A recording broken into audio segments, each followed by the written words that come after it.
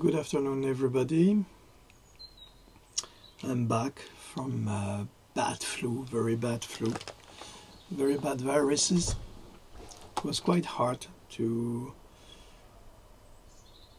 get cured by this. But anyway, it touches millions of people who are poisoned by this oligarchy who's sending viruses on the air through chemtrails and vaccines. I'm not having any vaccines. I'm trying to cure myself with natural remedies, and it seems to be successful, but it takes time. Today I'd like to read you a text that I wrote about the sinister condition that the French people are living today with this dictatorship.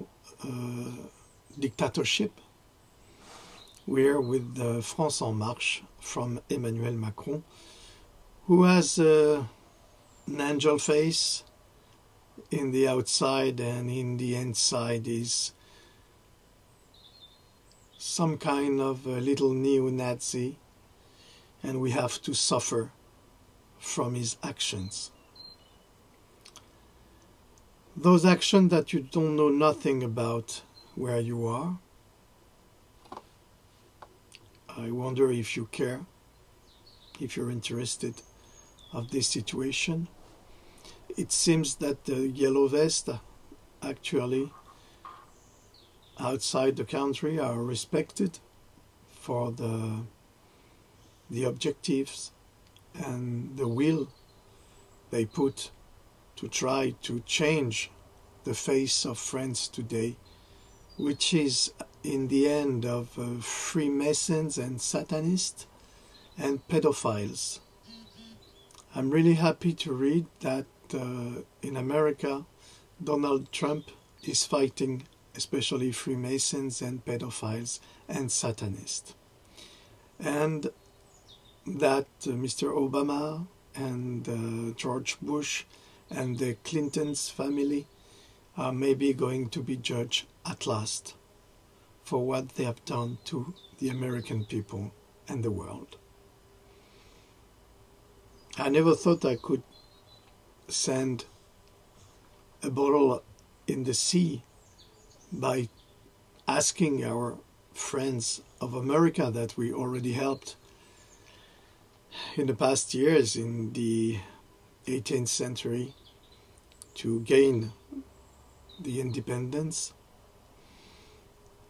I never thought I would ask the Americans some help to help the French people to get free of this dictatorship and to put those people in jail for the crimes they are committed every day. It is clear now that mass media in France is the antechamber of political power that develops the inversion of values and speech.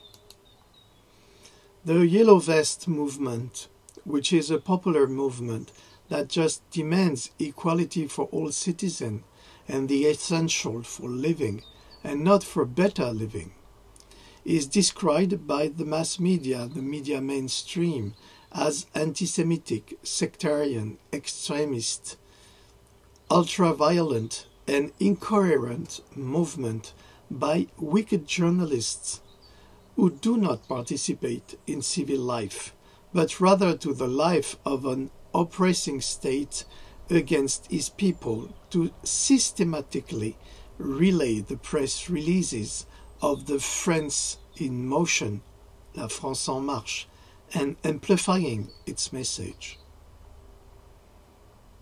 By denying all the truth and all the reality we are living every Saturday in France. For Macron, long live Pétain, the gravedigger of Verdun, the collaborator with the Nazis who sent Jews in concentration camps with no regret at all. Long live our little Caporal Macron, who takes himself as the emperor of Cantarid flies.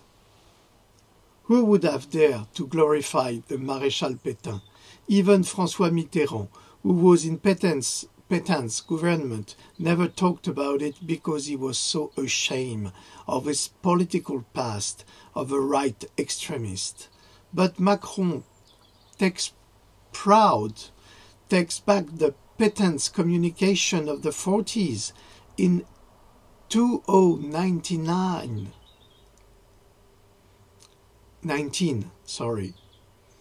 2019.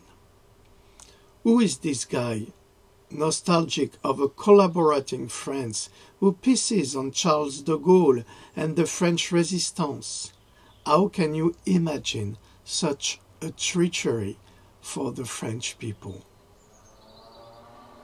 The press plays the faithful dog of a damned master by creating a bunch of fake news propaganda, and the journalists are paid to pollute the purity of a crystalline and apolitical movement colonized by a few ruffians, Antifa, kind of neo-Nazi, supposedly anarchist, at the service of the state.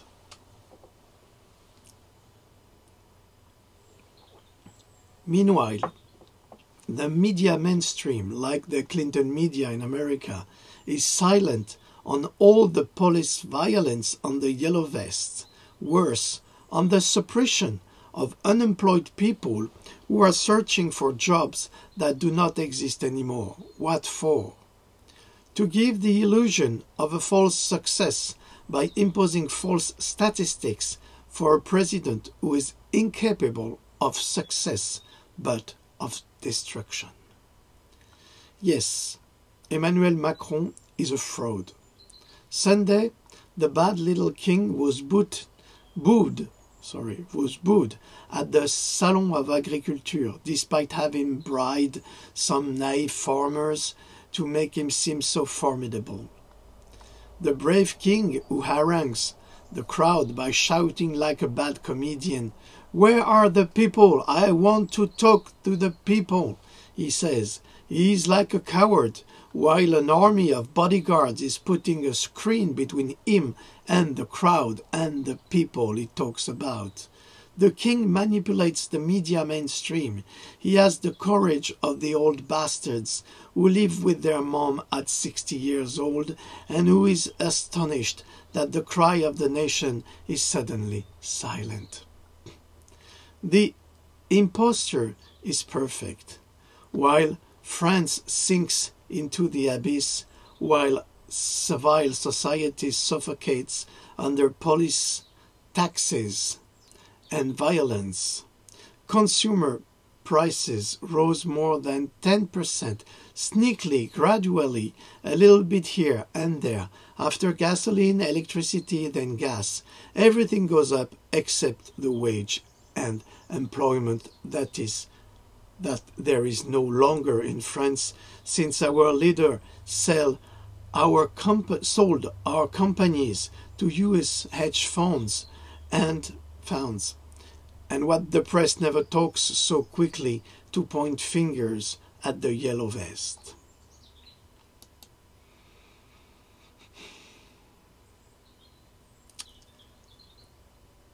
In France, it begins with Sarkozy, then Hollande, then Macron. They are selling our best industries to foreign capitals. So what's happening? Obviously, French people go and lose their jobs. But there's no industry anymore. So they won't find any more jobs.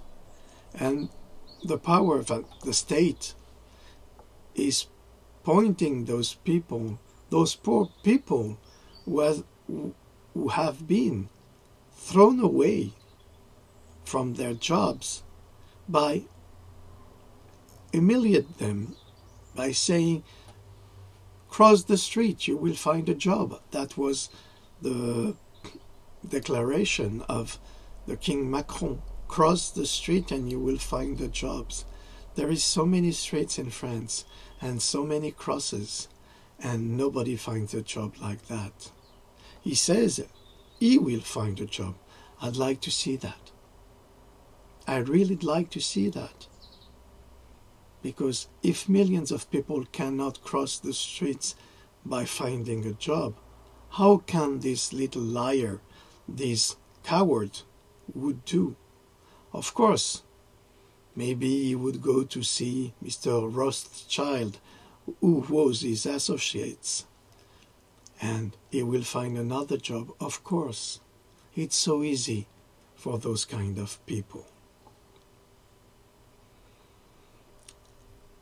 The latest news, which is outrageous. A police car stoned by thugs, and it's a national drama. No policeman wounded, but it's a national tragedy.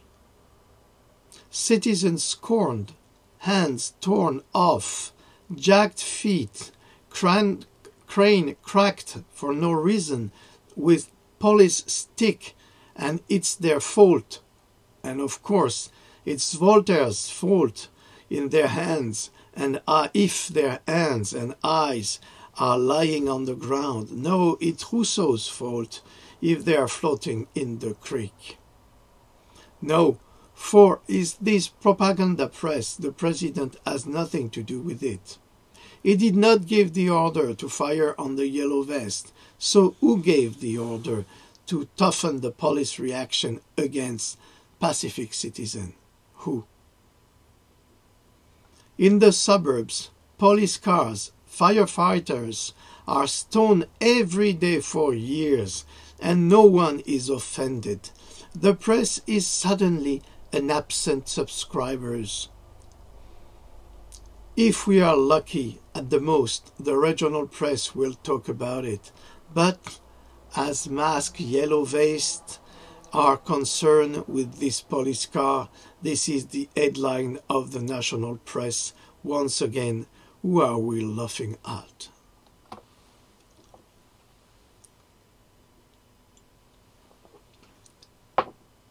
This media mainstream is insulting our intelligence every day. And then we are told about the pedigree of the police driver, poor police girl with the salary of a yellow vest. What a shame. But who films the scene with her mobile phone while driving on a busy highway?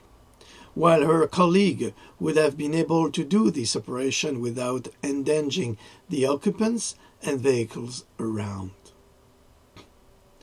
Nothing on this basic offense either, not a word. The police withdraw licenses for less than that. Why did she have to film with a mobile phone while driving? It would have been the work of her colleague who didn't do it. Police has every right. People have none. This is France today. Yes, we can say that President Macron is an innocent man with hands dripping with the blood of the yellow vest victims. That's why the press wants to convey as a message, poor little Caporal Macron, victim of the wicked yellow vest. But who sold Alstom? Who voted the labor law? Who destroyed France by speeding up the process? Who? If not this ugly little man, narcissistic and manipulative perv, again, I ask you, who are we laughing at? For the past 3 months, France is on the march, and the state has not let anything down. On the contrary, this felony government has hardened the laws, put in jail many innocent people because they were wearing yellow vests, with the magistrate complicity against the law, and increased taxes without taking into account the will of the people, without worrying about the bellies that cry famine, because the yellow vests have hungry. They die of hunger, and in the high spheres we rejoice because to eat the poor make consumer credits, and who really profits of it? Banks, always banks. And who is a banker? Emmanuel Macron. Now, the first manipulator in France who promised that the Frenchman would not sleep outside when he'll be president, he is going out at night on the street to visit the homeless and promise them a false support to give himself a good conscience while he despises poverty. Who is he laughing at again? Then we'll see those fools on TV and radio channels that will make deep throats by saying, "You see, he cares about poor people." Of course he does. He never did, and he never will. He is stealing the people who doesn't work anymore. He's putting his own hand in the pocket of the poor. It's the shame. At the poor people who are in the street every Saturday for 3 months, does he cares about, and the poor disabled by the state police, who cares for the dead yellow jacket, who is concerned or worried? No, of course, is it well done for them. They did not have to be there at the right time or at the wrong time, according to the point of view where one is placed. The blame must fall on the yellow vests alone, those who fear for the future of their children, a dark and austere future. They who have already sacrificed everything after their hopes and their ambitions. And in order to express their fears, their doubts, they throw themselves into the street like brave knights without armor, with a valiant heart, to cry their despair at the end of their ardor. We hear the clumsy words of these apprentice speakers, whose eloquence is weak, certainly, but just sincere, that it becomes heartbreaking, but terribly mocked by arrogant journalists, partisan and dishonest.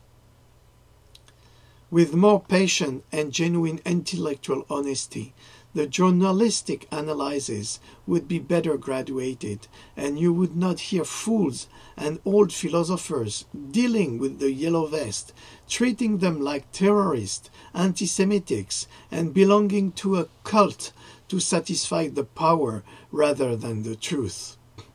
How can one treat sectarian an apolitical yellow vest on principle?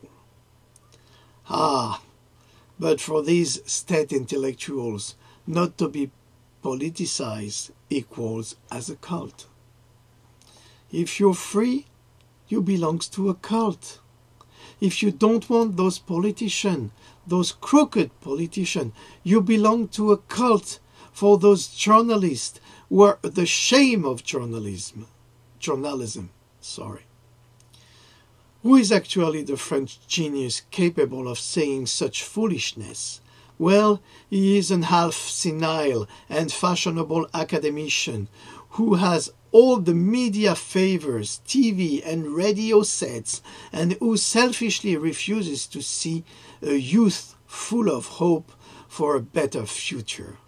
He is one of those old farts who send their own sons to the war to be certain of keeping their power over the majority, especially not to let the son take over from a bad father. So it's a little paragraph of an author.